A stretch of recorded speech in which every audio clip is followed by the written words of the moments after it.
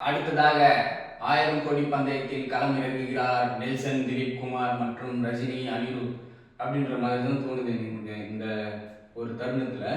Jailer 2 அப்படின்ற ஒரு படத்தோட அனௌன்ஸ்மெண்ட் டீசர் ரிலீஸ் பண்ணிருக்காங்க. டீசர் மாதிரியே ஒரு 4 நிமிஷம் அவ்வளோ லென்த்தா பண்ணியிருக்காங்க. அவ்வளோ எங்கேஜிங்கா இருக்கு.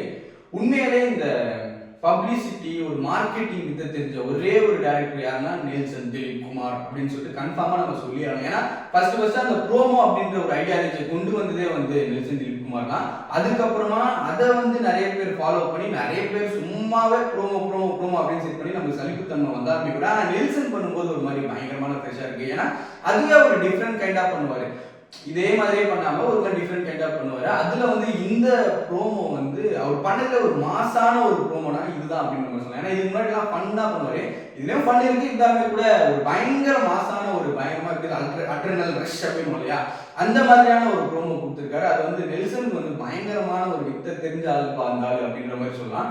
ஓப்பனிங்ல அவர் அங்க உட்காந்துட்டு ஸ்டோரி டிஸ்கஷனுக்கு அனிருத்தே கூப்பிட்டு போன அந்த ஒரு இடம் சூப்பரா இருந்துச்சு.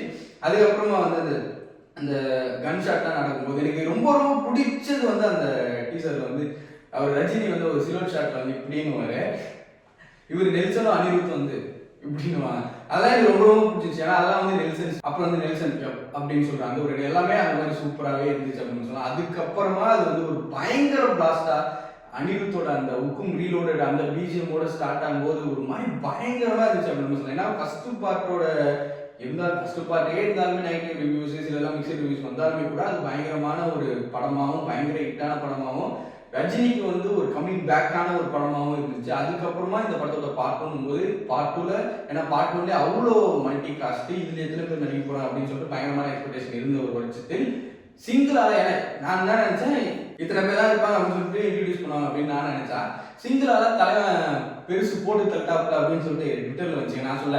ஸோ அது மாதிரி பயங்கரமான ஒரு அனௌன்ஸ்மெண்ட் டீசர் அப்படின்ற மாதிரி சொல்லலாம். உண்மையில பயங்கரமா இருந்துச்சு. அப்படியே ஒரு திரும்பி ஜி ஃப்ரேமை பாருங்க ஜி அப்படின்னு சொல்லிட்டு தான் ஞாபகமே வருது.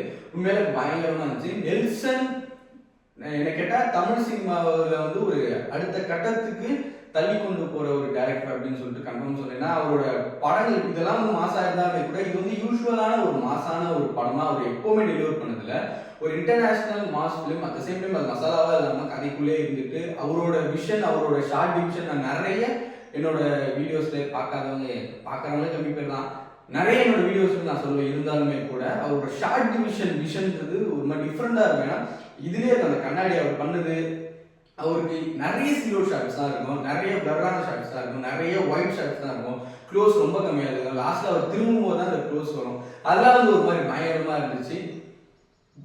ஜெயிலர் 2 ஒரு தம்சம் பண்ண போகுது அப்படின்றது கன்ஃபார்மா தெரியும். ஏன்னா 1க்கு அப்புறம் 2 வரும்போது அதோட எக்ஸ்பெக்டேஷன் எப்படி இருக்கும் நம்மளுக்கு கன்ஃபார்ம் தெரியும். உண்மையில பயங்கரமான ஒரு அனௌன்ஸ்மெண்ட் டீசர். இது மாதிரி பயங்கரமா இன்னும் பண்ணுவார். ஏன்னா அவருக்கு இதுவே ப்ரெஷர் ஆயிடுது. ஒரு ப்ரோமோ எப்படி பண்ணுமோ அடுத்த ப்ரோமோ என்ன பண்ண போறோம், ஃபர்ஸ்ட் சீனுக்கு என்ன பண்ண போறோம்னு சொல்லிட்டு. ஆனா அதுவும் பெஸ்டா பண்ணிட்டு இருக்காரு நெல்சன், திலீப் குமார்.